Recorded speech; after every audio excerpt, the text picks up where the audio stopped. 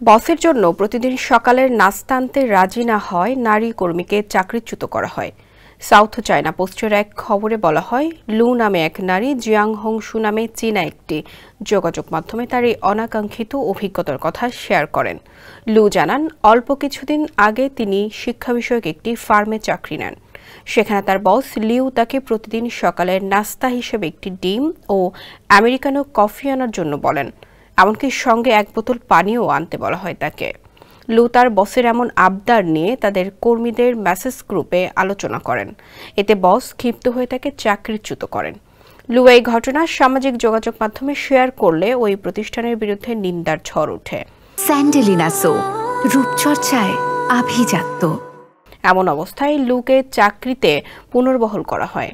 এমনকি লুকে অনৈতিকভাবে চাকরিচ্যুত করার দায়ে তার বস লিওকে চাকরিচ্যুত করার সিদ্ধান্ত নিয়েছে প্রতিষ্ঠানটি।